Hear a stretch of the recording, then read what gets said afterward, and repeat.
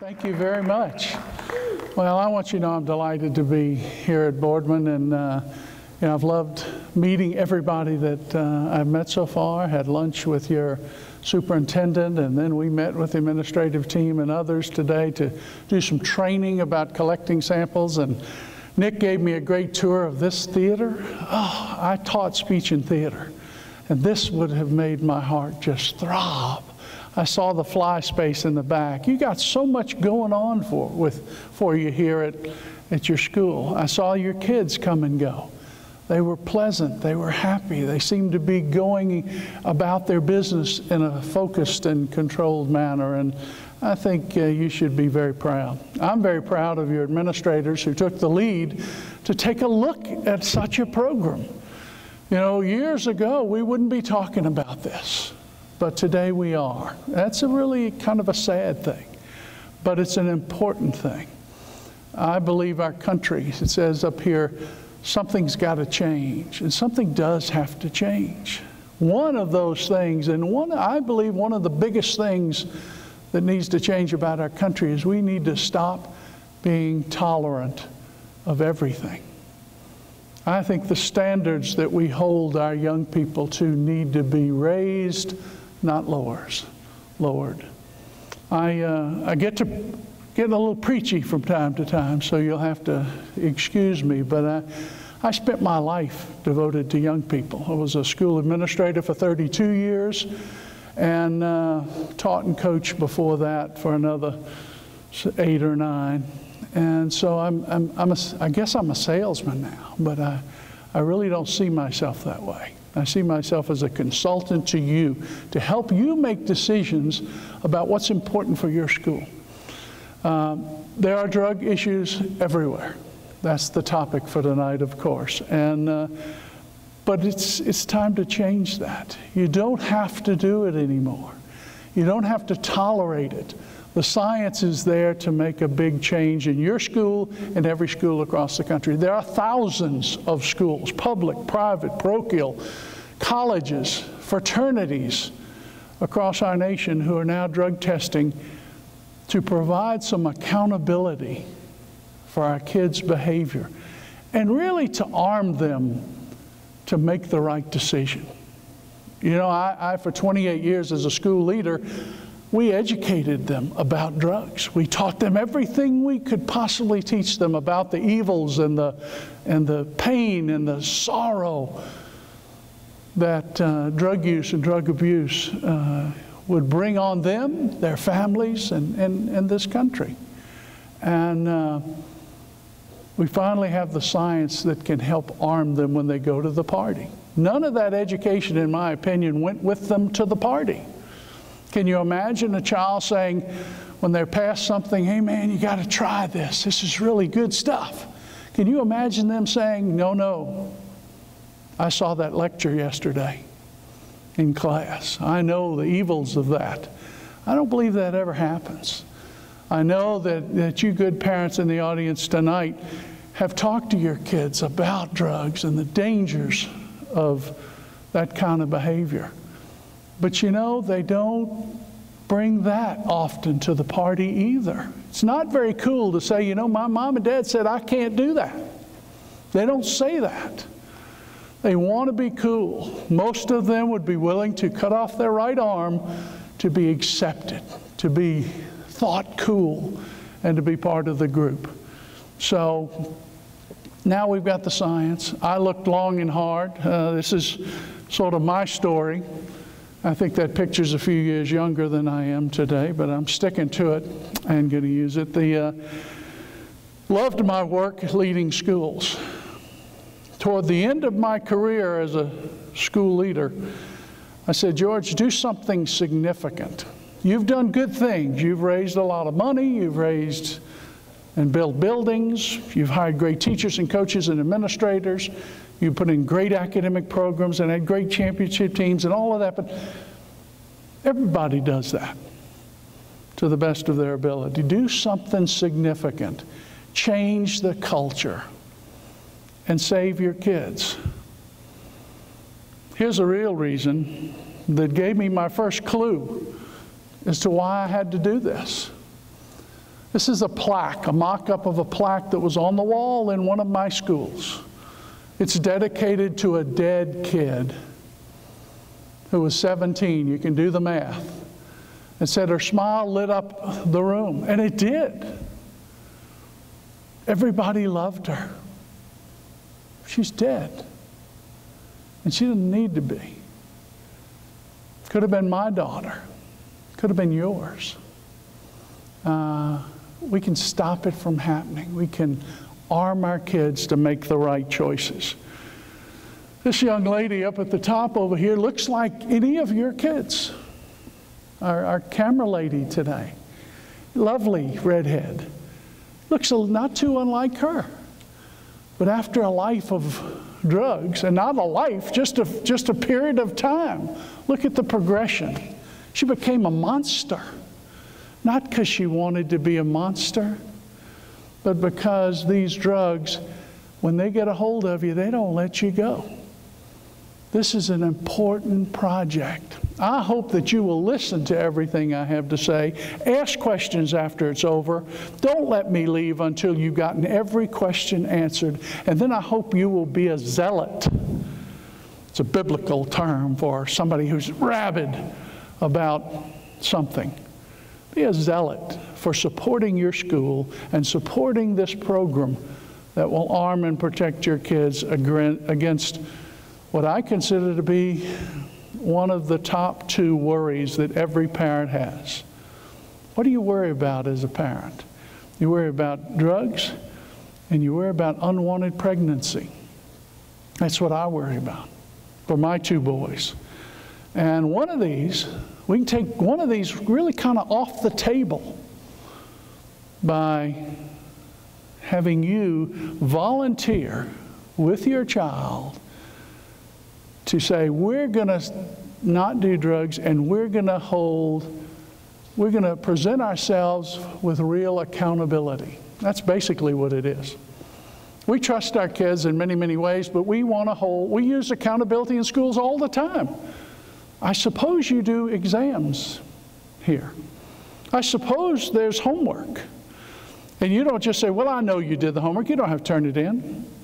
Or you don't have to we're not going to give exams this year because we're going to trust that you learned everything you needed to do. It's the accountability part of it that helps those kids be focused and go after it and get the job done. Well, I'm going to talk to you about why you ought to do it. Here's some data and statistics that I didn't make up. It's all traceable and found on the web and in certain scientific journals and all of that. And then I'm going to talk to you about some really great success stories. Then I'm going to talk to you about this company that I now work for, that I chose and hired as my drug testing company when I put this program in my school. And I did my homework, ladies and gentlemen. And I picked the most advanced science in the world. You'll hear that later. I'll give you a little bit of science, and then we're going to talk about the program right here, your voluntary random drug testing program, and then pick it apart. And we'll ask questions and go on from there. So please make a note of your questions, and we'll talk later. 85% of all crime in the United States, all crime in your town and mine, is drug-related in some way. I was saying today that people don't break into your house because they want those products and they're going to keep them. They don't want them. They have no respect for them. They go sell them and then they go buy drugs because they made the wrong choice years ago. We bury 3,300 of our young people every month. What's that? 4 a day? What is it? I don't know what the math is, but 3,300. We can't afford that. God has given us this talent that we need to grasp and use.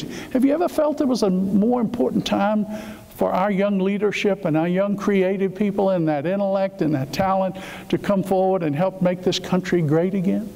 I don't think so. I think we need it more desperately now than ever before. More deaths and disabilities in the United States every year from substance abuse than any other cause. Any other cause. Untreated addiction more expensive than heart disease, diabetes, and cancer combined. We can't afford it. I love to hear the political pundits talk about we can't afford this and we can't afford that. We can't afford drug abuse in our communities. It's the #1 health problem in America. Why we're not talking about it in the political arena, I don't know. I think they're afraid of it. First use of alcohol, the average age of kids 13 years old. First use of marijuana is 14. Many kids, 31% the data says, of 4th through 6th graders have been pressured to try marijuana. Not made up. I think you can ask your middle school folks about that. This is, the next few lines is a story about a gorgeous little blonde cheerleader, suburban kid, went to a great school like this one. She went to her buddy down the street, not some inner city place where she bought her marijuana, but this guy right down the street. And she said, I need some weed for this weekend. He said, oh, you know, I just sold my last bag. She said, oh, no. He said, but I got some cocaine. She said, what are you talking about? I would never use cocaine, ever. He said, what are you talking about? I've been using cocaine for years. Anything wrong with me? No, you're cool. Do I look bad? No, you look fine. He said, okay, I'll try it one time, just once. Changed her life. She really liked it.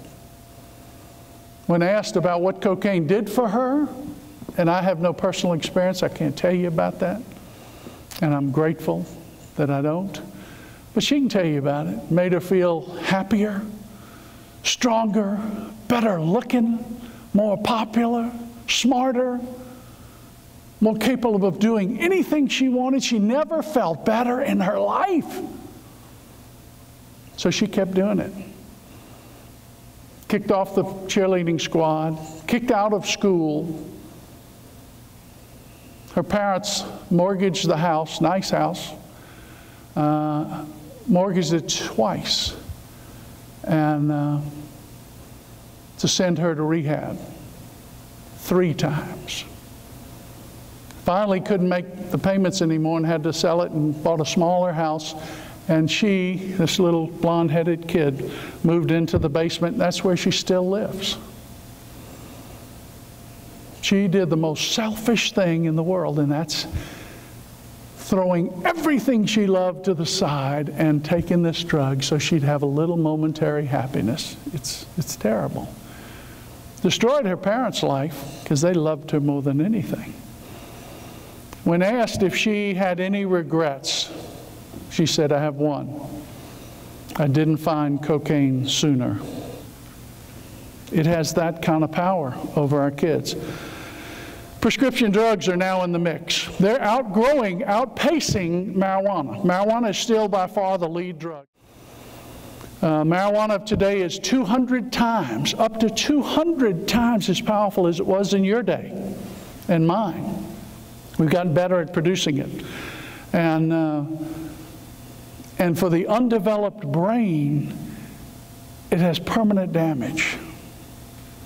Permanent. I don't know if you read the article recently in the paper, said that persistent use of marijuana prior to the age of 18 reduces your IQ by approximately 8 points. I'm not sure I would have ever been hired if I had to give away 8 points of my IQ. You can't do that. These prescription meds, they're very cheap when you get them by prescription, but they're hugely expensive when you buy them on the street. Your Oxycontin, hydromorphone, hydrocodone, Percocet, Vicodin. And they're having parties. You know, ever heard of Skittle Party? Well, it's, you know, Mom and Dad, when you have a party and you have the kids come over and they're in the basement and you put out a big bowl of great M&M peanuts are my favorite. And they take those and they walk over to a trash can and they pour them out. And then they put the bowl back. And then they ask everybody to gather around and put whatever pills you were able to gather in the bowl. all different colors and sizes and shapes. Nobody knows what they are, basically. I guess maybe they do, I don't. And then they start popping them and waiting to see what happens. Hugely, hugely addictive. I got a new knee last summer. I took them all. Started with Oxycontin. I woke up in the middle of the night, thought I couldn't breathe. Had to get off that. Put me on hydrocodone, broke out all over my body. The Lord had worked just with the pain, but it still made me feel so weird I couldn't take it, so I said, just let me suffer. But our kids are doing this on a routine basis. The pattern's already set. This is a 2005 slide where you can see that better than 50% of your kids at this school have used marijuana. Probably higher now. The current user, at that time it was 20%, it's well over 35% now. I don't know if it was true at my school, but I think it was. Not because I had to deal with drug problems all the time. Your administrators don't deal with drug problems all the time. Your drug problem's no different than anybody else's. I hope it's better. Educators, though, we are the perfect ones positioned to make a difference, to do something about this. If parents would, they would. But the relationships are different today. There's that trust factor. I can picture this conversation. Son, I'm going to drug test you because I'm suspicious. Dad, you don't trust me? You must not love me. We educators, we don't love them as much as you do. And that's a good thing. Otherwise, you wouldn't need schools because we wouldn't be effective. If you didn't love your kids enough and you could see them clearly, I'm not sure you would need us. I love my kids so much I don't see clearly, and I believe that's the same for everybody. We used to sell our kits in Walgreens. Nobody bought them. And those who bought them never sent them in because of that funky relationship at home. They want to be your pal, not your parent. One of the great components of your plan is that this enables the parent to parent. It's voluntary. You get the results, not the school. So you have a chance to solve the problem. You have a chance to hear the problem and know it. Many of your parents who will volunteer to do this think, well, I'm going to do it just because I think the school might want me to, but I know I hadn't got a problem. Then they're going to have a very rude awakening. Some of them will be exactly correct. And they don't have a problem and they got a negative, they march on. Well, how great, how comforting is that? 30 years ago, we wouldn't be having this conversation. 30 years ago, I wouldn't go to schools whose doors are locked and have cameras everywhere. I just walked into my school. If you don't do something like this, and even carry it further, what's Boardman going to look like in 10 years? Your administrators are thinking about it right now. I think that's part of why they're moving forward. Drug dealers follow the money. Look at this place. This one didn't drop here. Gorgeous, unbelievable theater and school. Heroin is the new monster on the block. Heroin is coming to this country in a purity levels we've never seen before. As high as I've heard 81% pure.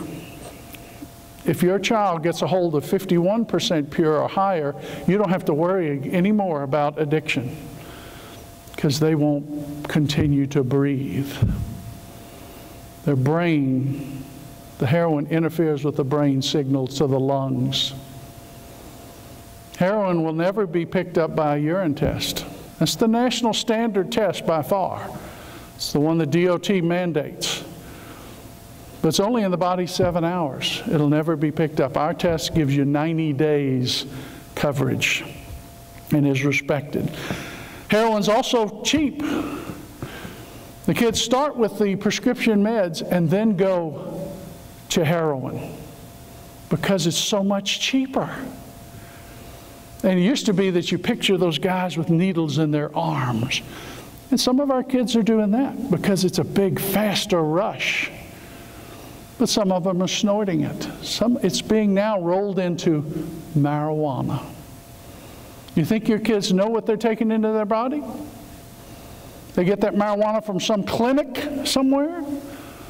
I know they're talking about legalizing medical marijuana in your state, and many of across the country. Fight it with every fiber you've got. because then you got an infinitely bigger problem than you have now. Every school, I've never walked into a school. I think I visited over 350 schools since I came on board 3 years ago. And I never had an administrator say, well, you don't need to come here. We don't have a problem. They all are aware of the problem. Whether it slaps them in the face daily or not, they know it's there. We've got to use every tool at our disposal. How could we conceivably fail to pick up a tool that could stop this that's sitting on our table? But I go to many schools who don't have administrators like yours. Many of them are cowards, I have to say. And they don't want to do that. They got enough on their plate already. Your administrators have enough on their plate. But they care. They want your help. And with your help, you can change the school and do things differently. I think it's a moral responsibility. 1 Peter 5:2, I'm a Christian, and hope I make God smile occasionally. And but what I always focused on was take care of the flock that's been entrusted to you. That was sort of my direction from him, to say, take care of these 1,600 children. That's your first job. Then you can teach them. Then you can have them run and dance and sing and do all the other things that come along with that. But take care of them. To make certain that your kids inherit an America worth a darn. And we still have, in my opinion, the greatest country in the world. But we're losing our grip on that. And we cannot do that. We can't go down that road. So if you want to help them inherit a country close to as good as you did, we need to stop this drug menace. Teenage drug use is increasing. You've already seen that. The frequency is increasing. They're using it more and more. The cutoff on our test is 0.5 picograms. We see it as high as 85.6. I mean, they're using it all the time, every day on the way to school. Those who are in the real hole. Teen attitudes about drug use are decreasing. You know why? In part because of you and me. They said, I know Mom and Dad did that. And they turned out okay. Mom's a teacher and Dad owns his own company. And you know, Granddaddy, he's nutty as a coot. I bet you he did it. And he's a doctor, dadgummit. But they don't stop to realize that the marijuana of today and the drugs of today are infinitely different. The potency, I've already told you, is increasing. And we got new designer drugs. Spice, bath salts, K2, K3, K685. Scumbags out there are going to produce new drugs every day. They do not care about your children. They do not care about this country. They care about a buck. And they'll go after them. I don't know if your community has these newspapers. You go in a quick stop and there's a picture of Busted. It's a little magazine. You open it up, I see head shaking. Pictures of all of these kids who used to go to your school. Some of them. And those who didn't, all of those people in their uniforms in prison are looking for your kids.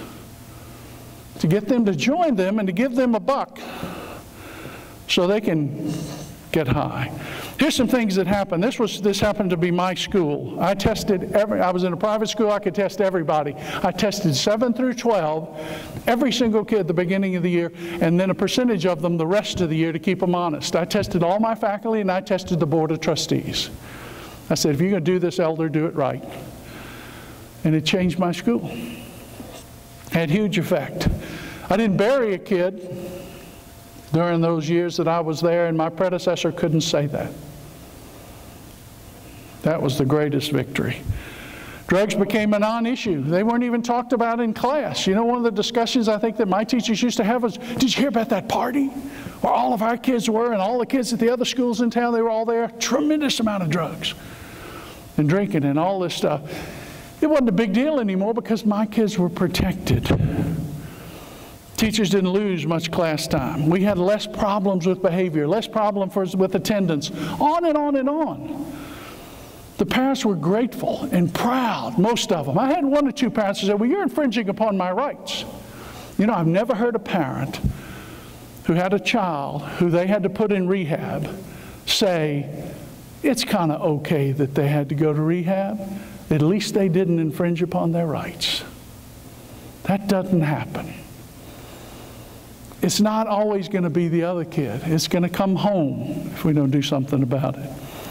Our community ended up believing that my school was the only school that was really drug-free.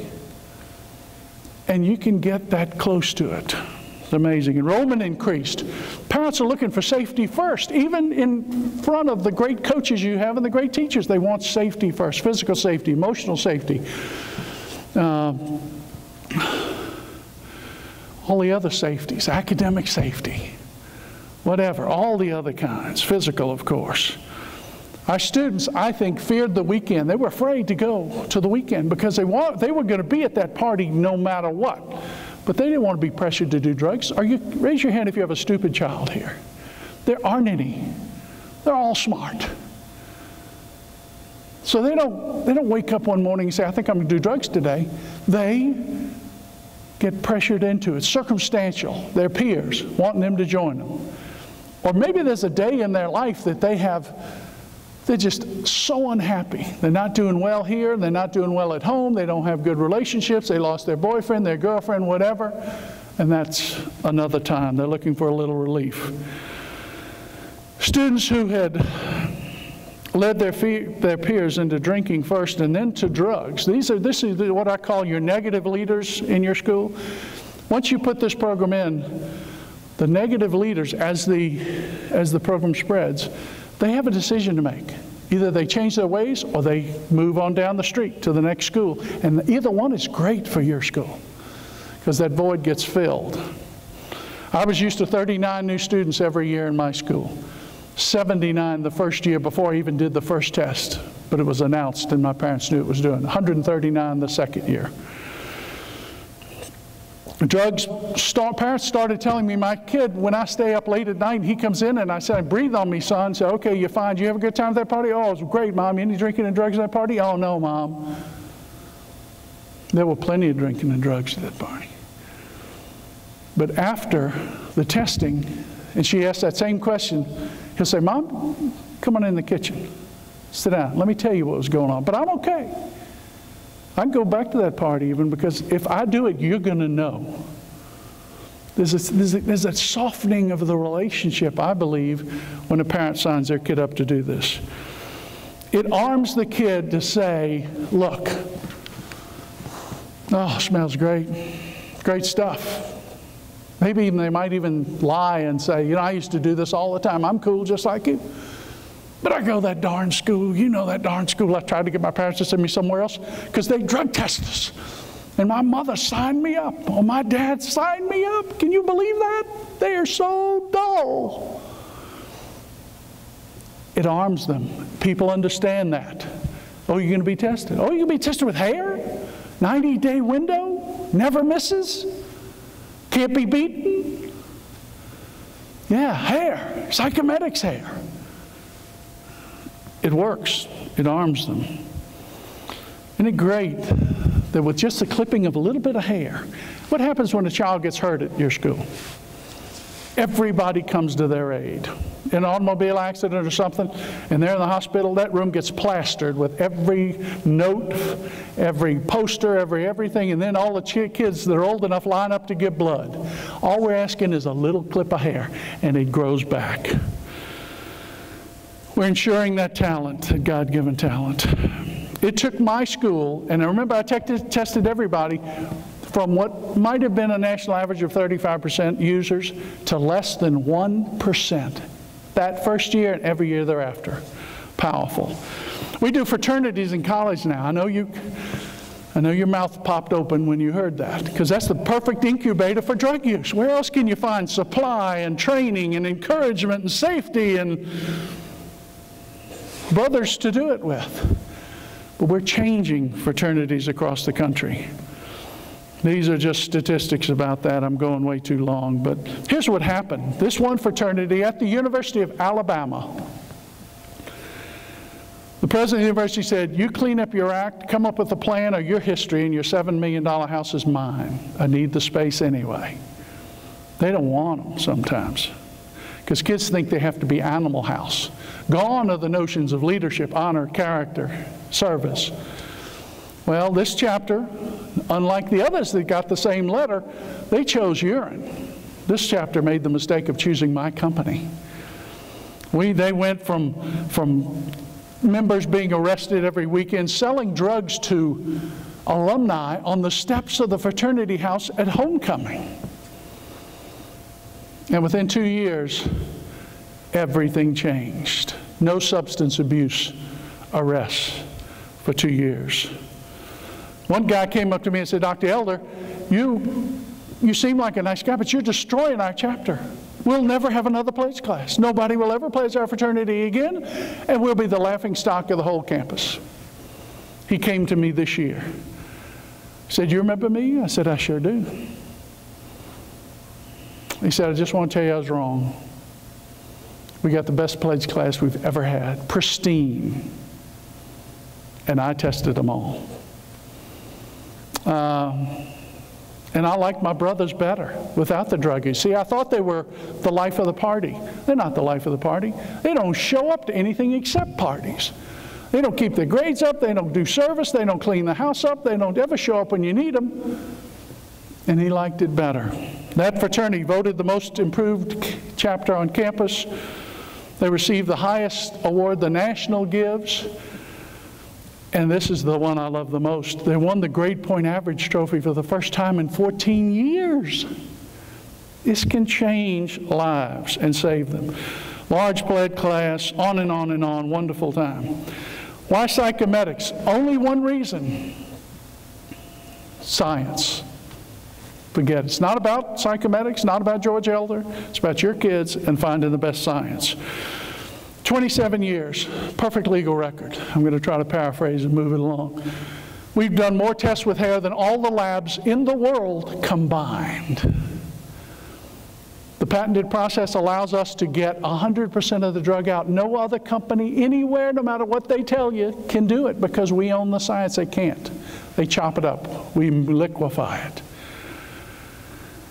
We give you a 90-day window of virtual certainty of detection. That's big-time armor for the kids. We're traded on the NASDAQ. We do these major police forces and more. New York City cops are not issued a revolver until they pass one of our hair tests. You think they want to play around? They don't want to play around. Chicago, LA, San Francisco, Boston, on and on. Cops. Well, these impact people's lives, people's livelihoods, and their families. Can we afford to miss one? No, not one. These are some of the companies we do: General Motors, U.S. Steel, Kraft Foods, BP, Chevron. My favorite is Little Debbie. Fudge Round.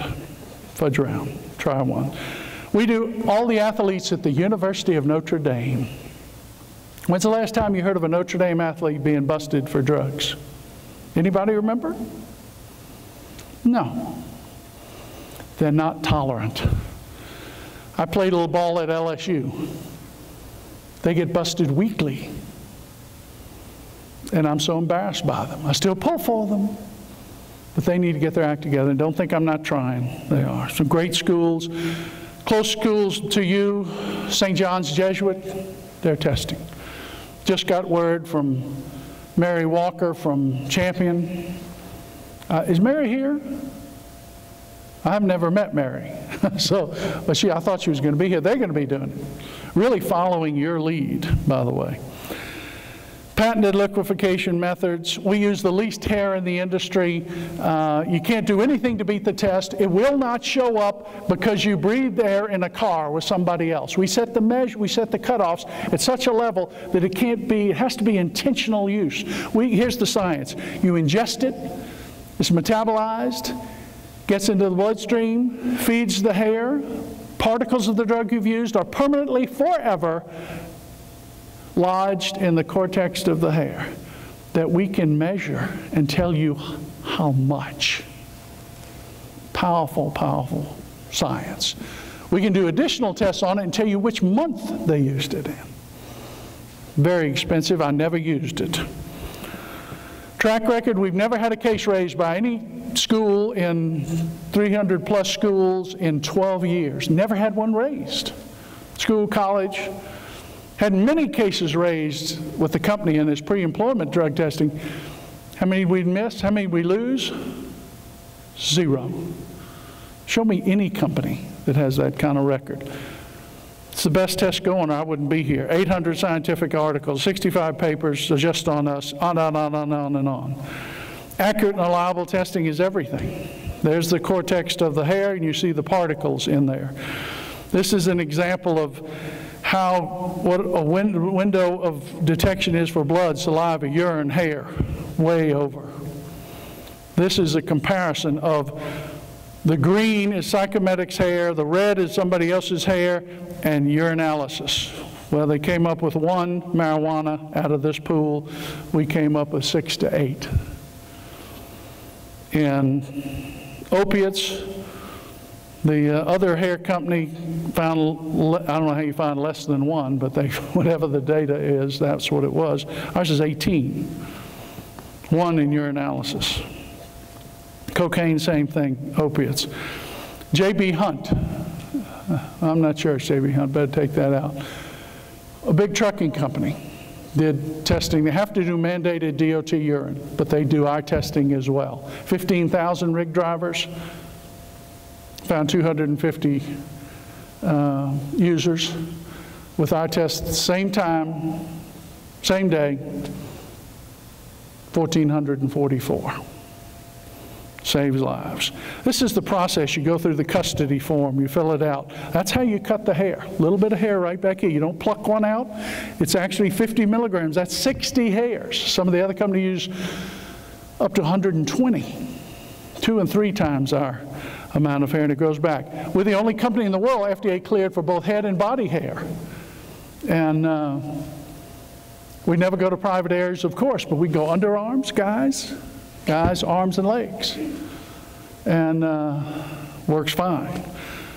That's the hair going into a secure envelope. That's the student initialing the sack that says, this is my hair. Goes into that sack. You can't get in there without ripping it to pieces, and we won't test it. This is the student, again, initialing the sealing of the plastic sack. So he's initialed it twice. By the way, and here are the forms. One will be sent to you if you sign up for this, so that you can take those numbers and contact their third-party administrator and get your results. A name never goes to my company, could never be traced, ever. School would keep a copy just in case you lose yours and still need to get your result. And one sent to the lab without a name, and just numbers, and your privacy is secured. I think our children are counting on us, and if not you all, who's going to do it? Who can you turn this over to? Before you think about whether you should sign up your child or not, who should you turn it over to who will take care of them? I think you'll know the answer. It's only you. And this school is helping to facilitate that. Here's the way your program is going to work. Parents volunteer their child. You don't have to do this, but you can sign them up. You know, kids may say, please, Mom, don't do that.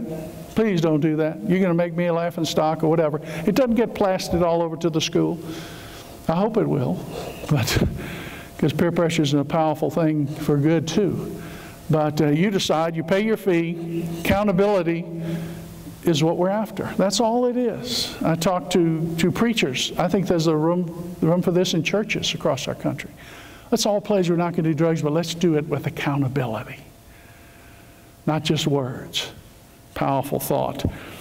Participating students will all be placed in the pool, and you start pulling them out and testing them. And so it'll be randomly done, which meets the letter of the law. I recommend these monthly testings. If you do it in October, you covered half the summer. You do it in January, you covered Christmas vacation in most of the first semester. You do it in April or May, you've covered the second semester. That's the way it's done with the fraternities. Schools will have trained and certified personnel who have volunteered to come in and take the samples. Very easy, no names to the company. Results do not go to the school now or ever. Or ever. You'll never hear from the school and get a phone call saying, we understand you got a positive test and your child's in trouble. It's not about them. You're given the chance to parent. That's my favorite part of the whole thing. You'll call, you'll get your chain of custody number and the barcode, you'll be able to call and get your results. Again, reported to parents only. And then as soon as you get your report, the records are destroyed. Can't be traced. You're the only one that can connect it. I'd love to hear some questions. We don't test for alcohol yet. We don't test for those synthetic drugs, you know, your K2 and spice, yet. No test in the world tests for everything. We test for the majority of the drugs that are being abused today, and in a deeper, more accurate, more reliable fashion than any lab in the world. Do your research if you question that. I think you'll find it. Yes, sir? When you did this in your own high school, what was the biggest challenge you were faced with when you got this off the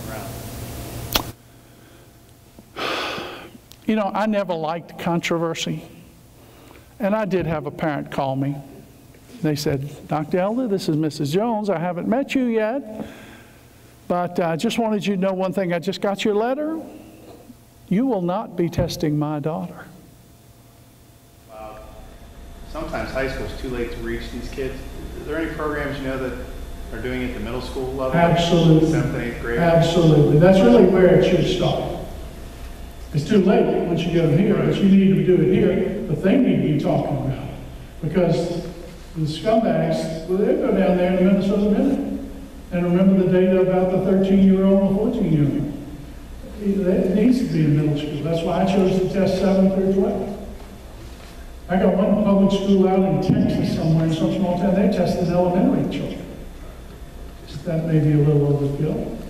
But I tested my 7th and 8th graders just to be sure that when they got to high school, it was like brushing your teeth.